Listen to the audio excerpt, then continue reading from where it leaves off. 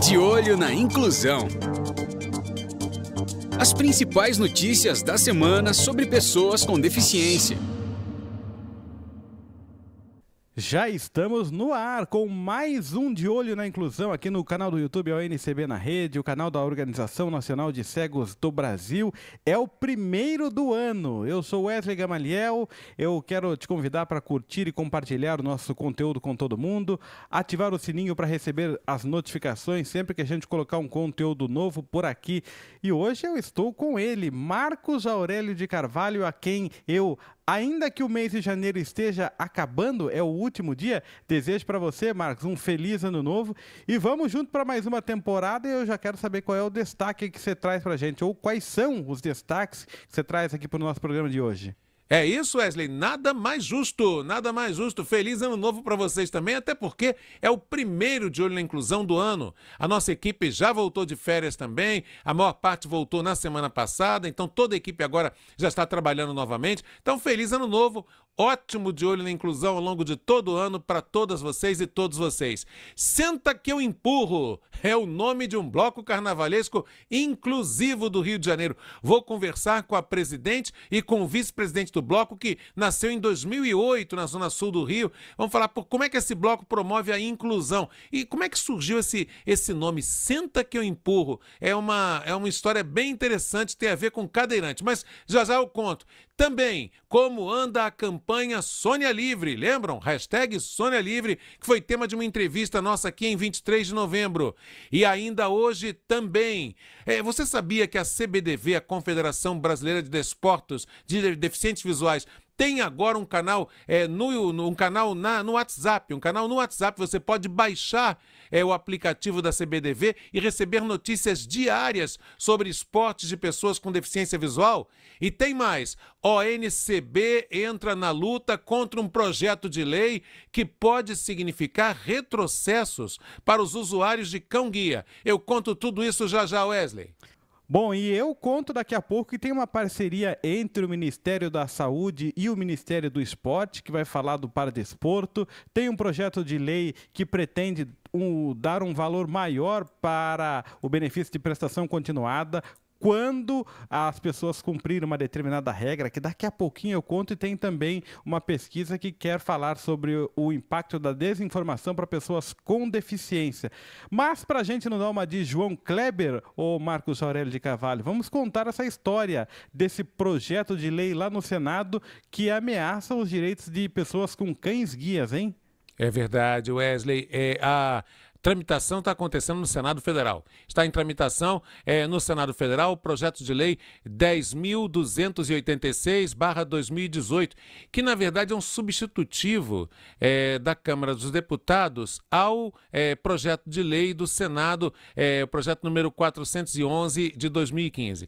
Em resumo, o que visa esse projeto que está no Senado Federal? Visa alterar a lei número 11.126/2015, e aí traz algumas modificações para pior no direito das pessoas com deficiência visual que usam, que são usuários que são tutores de cães-guias. Então, a pessoa com deficiência visual acompanhada de cão-guia nos meios de transporte e nos locais públicos e privados podem perder direitos. Entre outras coisas, o projeto prevê, por exemplo, que determinados tamanhos, imagine, tamanhos de cão-guia seria impeditivo para o cão-guia estar numa aeronave, num avião, por exemplo. Que a higiene do cão-guia, quem é que vai ser o juiz que vai decidir o que é um cão-guia bem higienizado ou não higienizado? Enfim, o projeto, ele, na verdade, representa um grande retrocesso. E aí a ONCB já preparou 2 textos. Um é um parecer jurídico preparado pelo nosso querido Aguinaldo Borcati, que hoje não está aqui no programa com a gente, mas está ligadíssimo no De Olho na Inclusão. Aguinaldo Borcati, além de ser jornalista da ONCB, é o nosso secretário de Assuntos Jurídicos da Organização Nacional de Assuntos Jurídicos e Direitos Humanos da Organização Nacional dos Cegos do Brasil. Então, confirmando Aguinaldo Borcati, que é o secretário de Assuntos Jurídicos e Direitos Humanos da Organização Nacional de Cegos do Brasil, ONCB. Então, Aguinaldo já fez um parecer mostrando as aberrações do projeto, como que o projeto pode representar um grande retrocesso. E o nosso querido Francis Guimarães, secretário de Tecnologia e Acesso à Informação da ONCB, Francis, que recentemente passou por um grave problema também envolvendo impedimento de uso de cão-guia. Eu vou trazer essa pauta para vocês em breve aqui no De Olho na Inclusão. Além do parecer do Aguinaldo, Francis Francis escreveu, já redigiu uma carta aberta da ONCB, que nós vamos divulgar em breve. Em breve vamos divulgar uma manifestação pública em formato de carta aberta da Organização Nacional de Cegos do Brasil em protesto por esse projeto de lei. O nosso segundo vice-presidente da ONCB, Márcio Aguiar, conversou com a Maria Vilela, que é a presidente da União Nacional de Usuários de Cães-Guias, e nós iremos trabalhar juntos, a ONCB e a União Nacional de Usuários de Cães-Guia. E o presidente da ONCB, Beto Pereira, vai para Brasília na semana que vem para também tratar desse assunto com parlamentares, né? Beto vai fazer aquela pressão no parlamento em relação a esse assunto. Então, tem o parecer jurídico, tem a carta aberta da ONCB, a ação conjunta com a Associação de Usuários, que na verdade é a União Nacional de Usuários de Cães-Guias, e também Beto Pereira, que vai para Brasília semana que vem, vai tratar desse assunto na capital federal. Tudo para que não haja retrocessos, nada sobre nós sem nós, em defesa e garantia dos direitos dos usuários de cão-guia. Wesley. É isso, e a gente vai seguir acompanhando então, repercutindo todos os desdobramentos que acontecerão lá em Brasília, tudo o que a ONCB estará fazendo e junto com a União Nacional de Usuários de Cães-Guia, a gente conta aqui no nosso De Olho na Inclusão. Bom, em 2025 o carnaval vai acontecer só em março, viu? Mas as escolas de samba, os bloquinhos, todo mundo começa a se preparar muito antes disso. Então, eu já trago aqui uma matéria de Marcos Aurélio de Carvalho, uma entrevista para você conhecer o Bloco Carnavalesco Inclusivo do Rio de Janeiro e para você saber como que você pode participar também. Na entrevista que a gente vai exibir agora, você vai ter todas essas informações. Senta que eu empurro! Esse é o nome do Bloco Inclusivo de Carnaval, sim, Bloco de Carnaval Inclusivo, que nasceu no Rio de Janeiro em 2008, na região do Catete, zona sul, já quase centro do Rio, e o bloco começou com uma história que tem a ver com empurrar uma cadeira de rodas. Mas quem vai contar essa história pra gente, falar sobre como o bloco atua de forma inclusiva, quem vai contar é uma dupla, presidenta e vice-presidente do bloco, Camila Cabral e Rafael com PH Costa. Camila Cabral, presidente, seja bem-vinda aqui no De Olho na Inclusão e conte como nasceu o Senta que eu empurro. Obrigada, é um prazer estar falando com vocês. Então, o bloco foi fundado pela minha mãe junto com um grupo de amigos e minha mãe era deficiente, usava cadeira de rodas e aí ela brincando, um amigo dela com deficiência visual falou que queria muito ter a sensação de saber como era sentar numa cadeira de rodas e ser empurrado por alguém. E aí os outros amigos em volta falaram, poxa, isso dá bloco, senta que eu empurro. E aí eles vieram, firmaram a ideia, fizeram o primeiro ano e deu super certo, bastante pessoas com deficiência vieram, gostaram, curtiram bastante. E nisso aí viemos há 17 anos. Já são 17 anos de trabalho do bloco. Rafael, vice-presidente, Rafael Costa, que cuidados vocês têm para que as pessoas com as mais variadas deficiências se sintam acolhidas, se sintam participando, se sintam realmente no espaço que tem a verdadeira inclusão e a verdadeira acessibilidade, Rafael? Opa, Marcos, primeiramente queria agradecer aí por você estar recebendo a gente aqui no espaço. Como é que a gente faz, né? Inicialmente o bloco, a gente tinha deslocamento, né? Conforme a Camila falou, a gente saía de uma rua e fazia um deslocamento, terminando o bloco em uma outra rua. E aí, a partir de 2020, a gente optou por fazer o bloco parado na Praça do Largo do Machado. Por que a Praça do Largo do Machado? Porque é uma praça 100% acessível. A gente tem rampas de acesso, a gente tem também dentro da praça o metrô, a Estação Largo do Machado, e também a gente tem alguns ônibus que fazem ponto final na Praça do Largo do Machado. Então, além da questão da acessibilidade, é uma praça que é bem central na cidade com fácil acesso. E com isso as pessoas conseguem chegar com mais tranquilidade para curtir o bloco que a gente promove com tanto carinho durante esses 17 anos aí. Camila, então conte pra gente, pessoas com as mais diferentes deficiências participam, vocês têm participantes cegos, participantes com baixa visão como eu, participantes com deficiências intelectuais, participantes com deficiências auditivas, pessoas surdas. Como é que é essa coisa da diversidade no bloco? Sim, são para várias deficiências, a gente recebe todo mundo com muito carinho, muito amor, e cada ano a gente procura sempre em ONGs e mostrar o nosso trabalho, o nosso bloco, para as pessoas poderem irem, se divertirem. A gente tem bastante cuidado nessa relação deles irem, estarem ali em segurança, mas qualquer pessoa com deficiência é muito bem-vinda mesmo no nosso bloco. Uhum. Quando vai sair nesse ano? Vai sair dia 28 de fevereiro, a concentração começando às 18 horas. Então, atenção, pessoal que mora no Rio, ou você que não mora no Rio, mas que vai visitar o Rio de Janeiro no período pré-carnaval, estamos falando aí então de pré-carnaval, carnaval esse ano é na primeira semana de março, vai ter o Senta que eu empurro, a partir de que horas mesmo, Camila? A partir das 18 horas. 18 horas, dia 28 de fevereiro. 28 de fevereiro. Rafael, fale um pouquinho agora para a gente também sobre como vocês garantem a autossustentação do bloco. Ou seja, cada um traz seu instrumento, vocês têm uma campanha de arrecadação de fundos. Como é que funciona isso da sustentabilidade do bloco? Perfeito, Marcos. Assim como qualquer bloco do Rio de Janeiro, a grande parte da sustentação dos blocos são de voluntariados mesmo. Então, o que acontece? Os ritmistas que fazem parte da bateria, eles integram o bloco, trazendo seus instrumentos, certo? E com isso também faz uma contribuição para a gente. A gente tem alguns patrocínios também. A gente recentemente recebeu um patrocínio muito importante da Secretaria da Cultura, através de um determinado edital, que a gente faz parte de uma liga de blocos do Rio de Janeiro. E aí a liga foi contemplada nesse edital e a gente conseguiu justamente essa verba de patrocínio.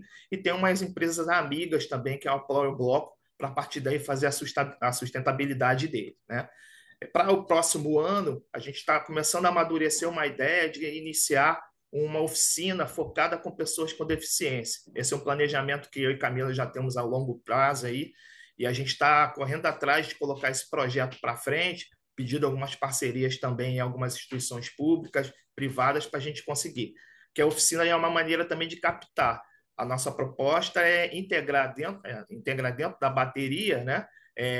Fazer essa integração com outras pessoas de outro bloco e também colocar pessoas com deficiência para serem nossos ritmistas. Porque inicialmente a gente já tinha essa proposta, alguns ritmistas PCDs faziam participação do bloco, hoje a bateria não tem ritmistas PCDs e a gente está voltando a incorporar isso para dentro da bateria.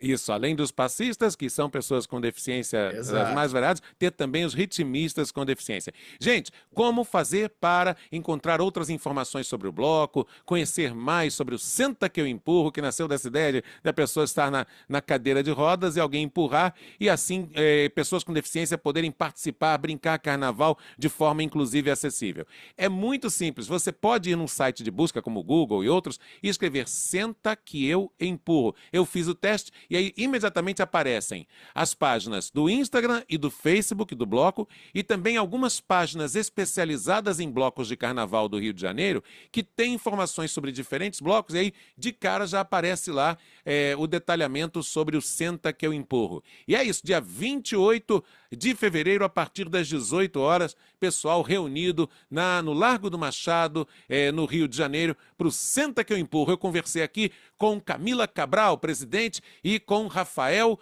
Costa, vice-presidente do Senta que eu empurro. Eles falaram com a gente já em clima pré-carnavalesco, aqui no De Olho na Inclusão. Tá aí todas as informações na entrevista com o Marcos Aurélio de Carvalho. Agora você já conheceu o bloco, já sabe como participar. Eu quero saber, Marcos, se você vai participar do bloco, se você vai desfilar esse ano.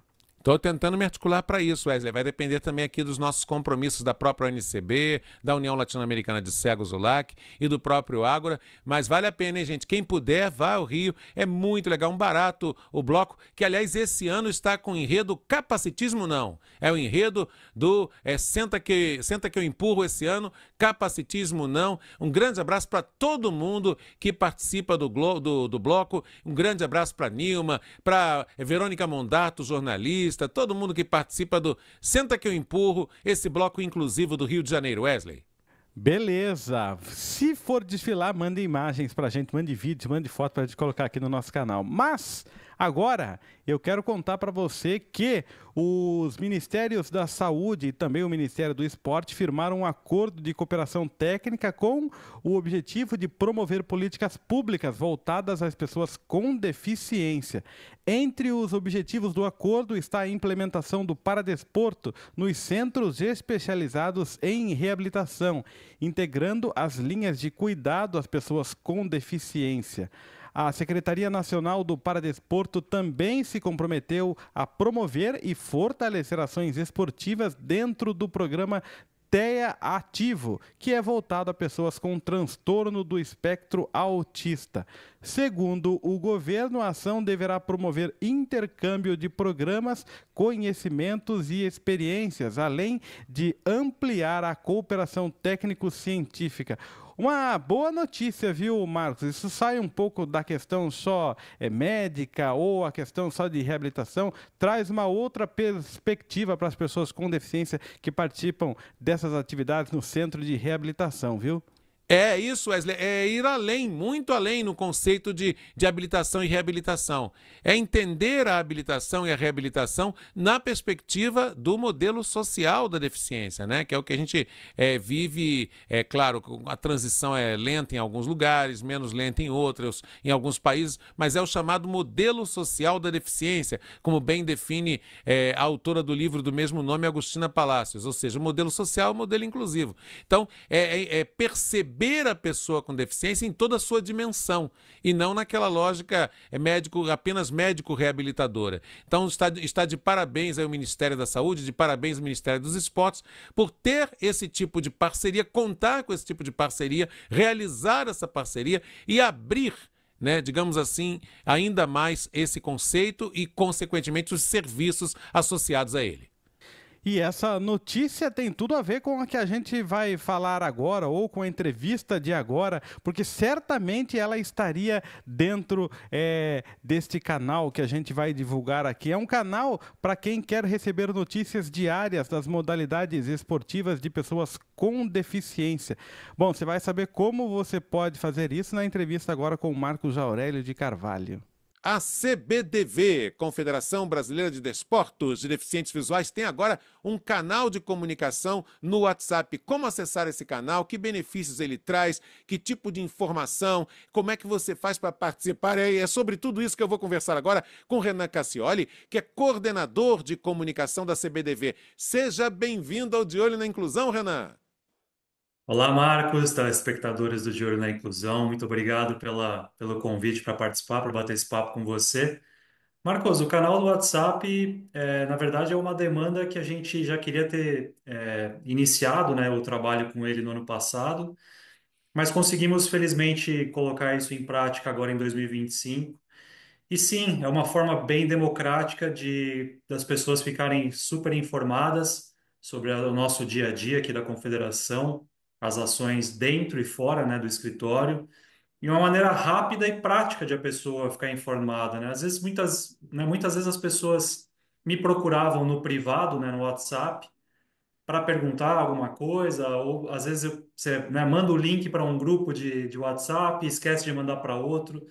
Então, para não ter esse problema e para todo mundo ficar centralizado numa só fonte, a gente deu início a essa etapa aqui da comunicação e está sendo muito bacana esse princípio, esse feedback inicial, as pessoas gostando, né, de poder entrar nesse canal e participar mais ativamente do que a gente faz por aqui. Como é que funciona? A pessoa se inscreve no WhatsApp e aí passa a receber notícias diárias da Confederação Brasileira de Desportos de Deficientes Visuais, é isso? Perfeito, Marcos. É como qualquer canal do WhatsApp. a pessoa se inscreve no canal e automaticamente esse canal já vai estar disponível ali no aplicativo da pessoa. E tudo que a gente for noticiando, tudo que a gente for colocando por ali, a pessoa já automaticamente tem acesso. Bom, vamos fazer agora o seguinte, Renan, vamos dialogar, tanto você quanto eu, nós somos profissionais de comunicação, a gente sabe como é importante trazer para perto de nós o público que não é o nosso, o público que não está no dia a dia das pessoas com deficiência, mas que também quer conhecer o trabalho. Então, conte um pouquinho para os nossos telespectadores, né, porque nós não temos telespectadores apenas com deficiência, conte um pouquinho da CBDV, como que ela nasceu, que modalidades esportivas estão sob gestão da CBDV. Conte um pouquinho. Bom, a CBDV, ela nasceu no Rio de Janeiro, a sua terra natal, né, Marcos? E em 2011 ela começou a administrar três modalidades que estão na grade dos Jogos Paralímpicos, que são o futebol de cegos, o goalball e o judô paralímpico. E em 2017 ela mudou a sua sede aqui para São Paulo, capital, onde nós estamos aqui no bairro da Vila Prudente.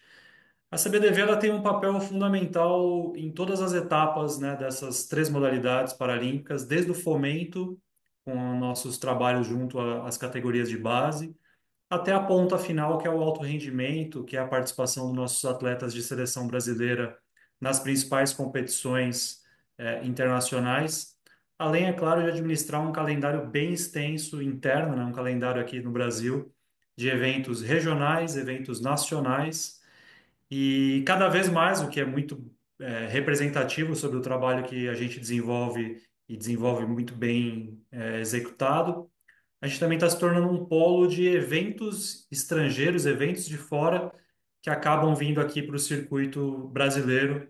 Para te dar um exemplo, agora em 2025 a gente vai ter duas competições grandiosas, que são o Campeonato das Américas de Goalball, que vai acontecer agora no fim de julho, aqui no Centro de Treinamento Paralímpico Brasileiro, na capital paulista.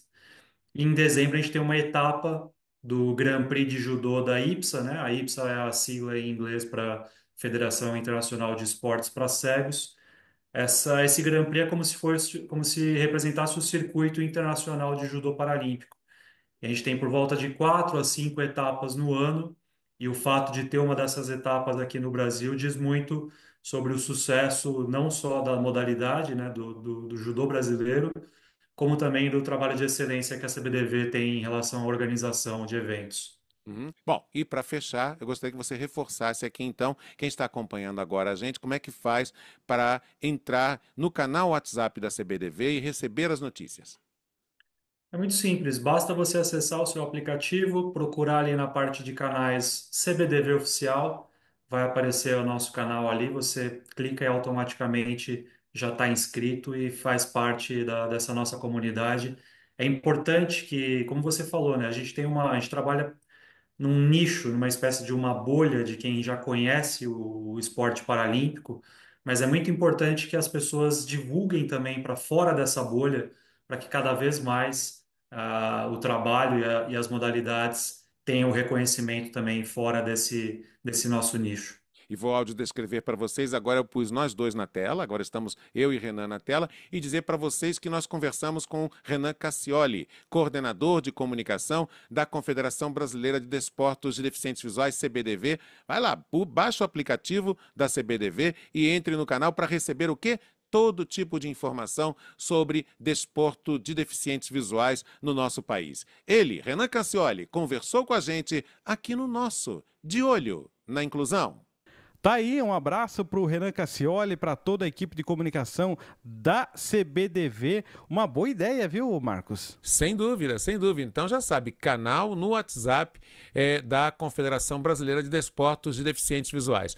Mas, Wesley, que impacto tem a desinformação, né, as informações distorcidas, a fake news, para as pessoas com deficiência? Pois bem, é uma pesquisa, esse é o assunto que você vai trazer, uma pesquisa sobre esse tema, não é isso?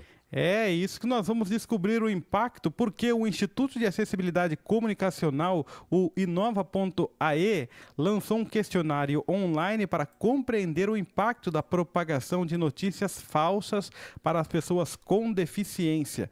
A pesquisa deve ajudar a Inova.ae a desenvolver ferramentas que contribuam com um ambiente digital mais acessível e confiável, viu?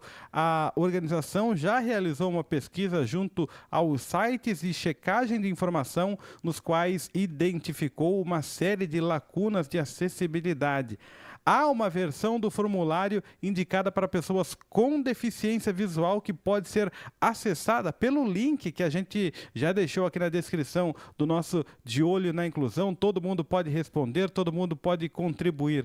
Agora, sem dúvida, Marcos, eu acredito que a questão de imagem, de descrição de imagem, de tentar compreender as imagens que geralmente vêm junto com essas desinformações, é uma barreira muito grande para a gente que tem, principalmente, deficiência visual, viu? E tem que tomar muito cuidado com a manipulação. Se a manipulação existe, ela realmente existe, se as fake news existem, elas impactam também fortemente o nosso segmento. Não apenas as pessoas com deficiência visual, mas as pessoas com todos os tipos de deficiência. Aí você destacou super bem essa questão das imagens, né? Então, tudo que puder ser feito como antídoto à desinformação é importante. Desinformação pode, inclusive, matar, gente. Desinformação, por exemplo, sobre vacinas, né?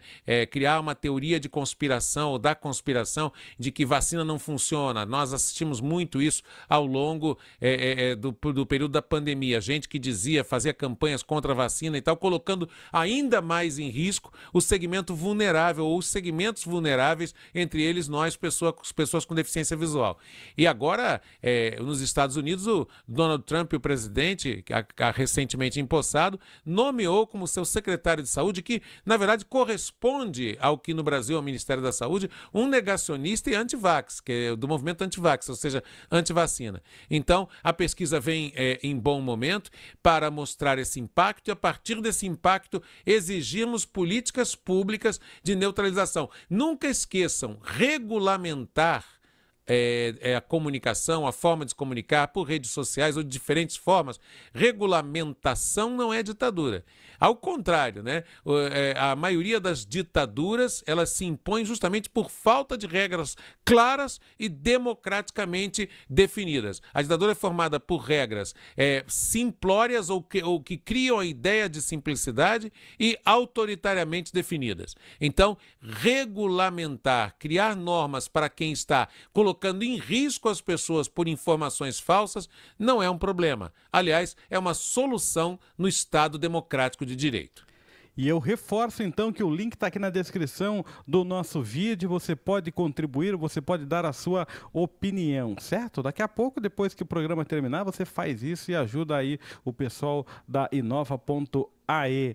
Bom, vocês lembram também que a gente, em 2024, inclusive foi falado isso na Conferência Nacional dos Direitos da Pessoa com Deficiência, sobre a campanha Sônia Livre, a hashtag Sônia Livre. E a gente quer saber como é que está, ou foi procurar saber como está a campanha Sônia Livre ainda em 2025. Marcos Aurélio traz a entrevista para a gente agora. Então, no dia 23 de novembro, nós entrevistamos aqui mais uma vez a doutora Luciana Carvalho, auditora fiscal do Ministério do Trabalho em Santa Catarina. Aliás, parabéns para ela pelo dia 28, né? O 28 passado foi o dia do auditor fiscal. Entrevistamos sobre a campanha Sônia Livre. E naquela altura, a ideia era garantir, pelo menos, que Sônia Maria de Jesus pudesse passar o Natal e o Ano Novo com a família. Mas para quem não está ao tanto, não está acompanhando de tão perto o que está acontecendo, ela vai explicar para vocês também. Mas como anda a campanha Sônia Livre atualmente, depois de passados 2 meses daquela nossa última entrevista? Então esses são os assuntos para a conversa com ela. Seja bem-vinda mais uma vez ao De Olho na Inclusão, doutora Luciana Carvalho. Bom, eu gostaria de mandar primeiro um abraço e um beijo e muito carinho para todo mundo que está nos ouvindo. É sempre uma alegria estar no De Olho na Inclusão e estar com você, Marcos. Quando nós conversamos, nós estávamos ainda cheios de esperança para que Sônia pudesse passar, depois de 40 anos de distância, de separação de sua família, o Natal com sua família. Infelizmente, não conseguimos, e a campanha Sônia Livre segue firme e forte, porque é ela que tem segurado e tem jogado luz para que a gente consiga libertar a Sônia. Uhum. Vamos explicar então para quem não conhece esse contexto, quer dizer, o que aconteceu, Vamos. quem é a Sônia. Vamos explicar para quem está, né, pegando essa história agora, o que realmente aconteceu. Qual é, digamos assim, a linha do tempo desse movimento? Bom, a Sônia é uma mulher surda, analfabeta em português e em Libras, uma mulher de 51 anos, negra, que foi resgatada do trabalho análogo ao trabalho escravo em Florianópolis, na residência de um desembargador do Tribunal de Justiça de Santa Catarina. Quando foi feito esse resgate? Em junho de 2023, em decisão que foi consensual entre a Auditoria Fiscal do Trabalho, entre o Ministério Público do Trabalho, Defensoria Pública da União, e Sônia foi levada a uma casa de acolhimento a vítimas de violência e começou a frequentar a Associação de Estudos da Grande Florianópolis.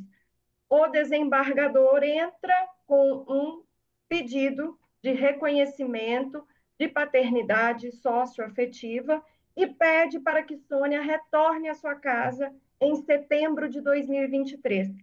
E, para o espanto de todos, nós tivemos a primeira situação de desresgate da história brasileira, em que o ministro Mauro Campbell, do STJ, sob o argumento que Sônia seria como se fosse da família, referendado pelo ministro do STF, André Mendonça, permitiu que Sônia voltasse à casa de onde foi resgatada.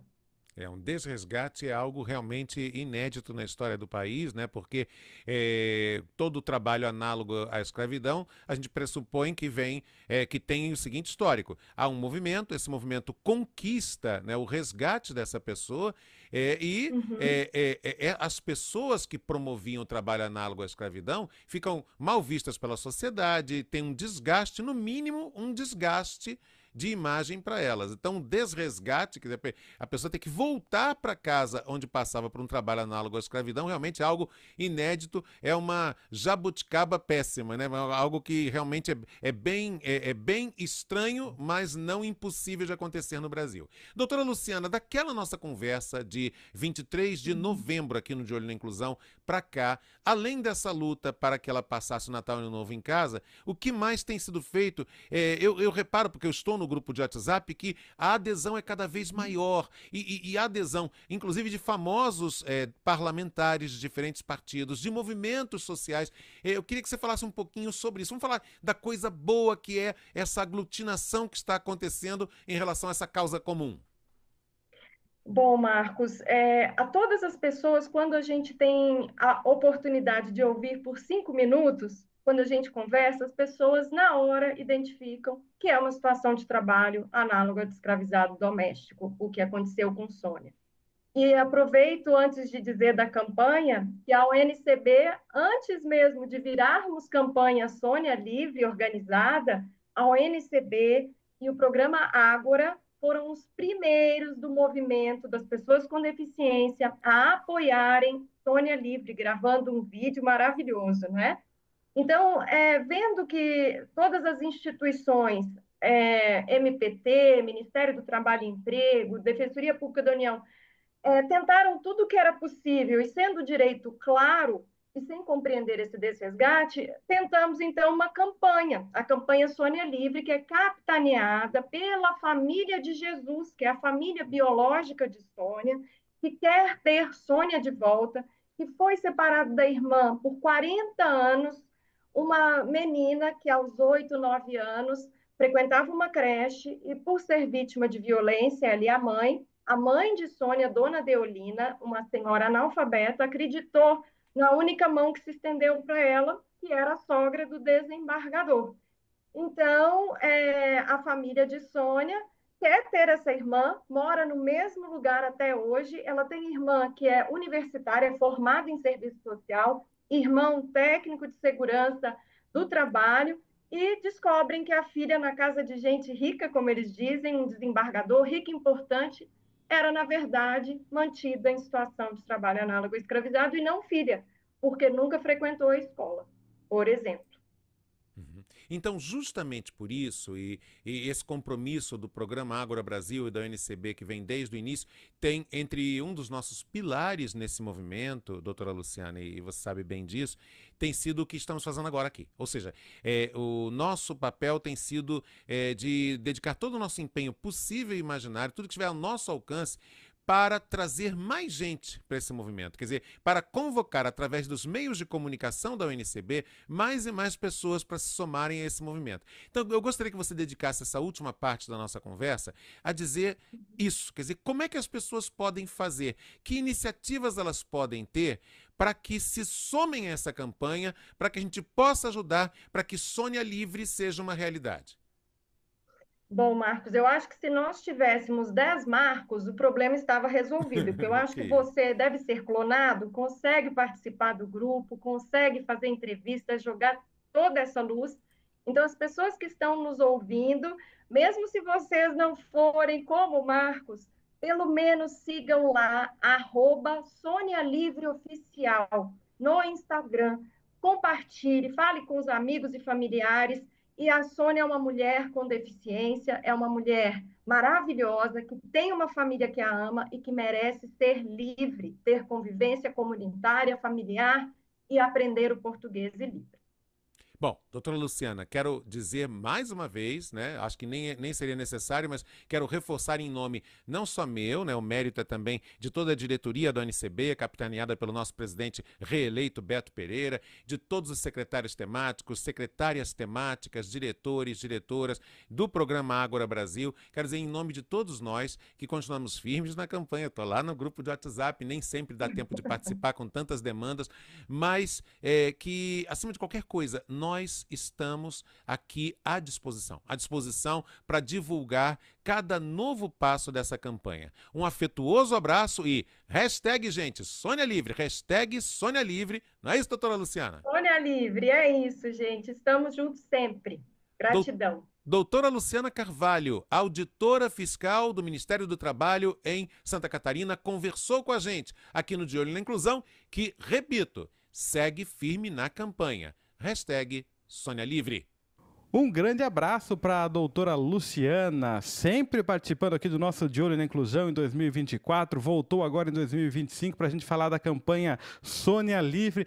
Em 2025 continua, viu, Marcos? Hashtag Sônia Livre.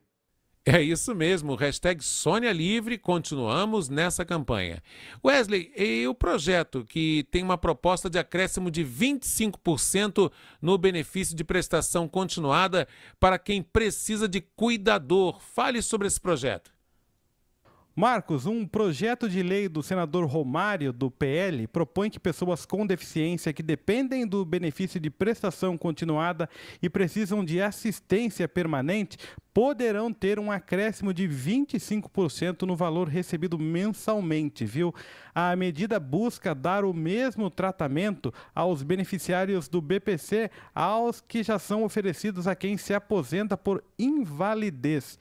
O senador Romário afirmou que o valor adicional ajudaria a aliviar as despesas das famílias que precisam contratar um cuidador, mesmo que não seja suficiente para cobrir os custos totais deste serviço.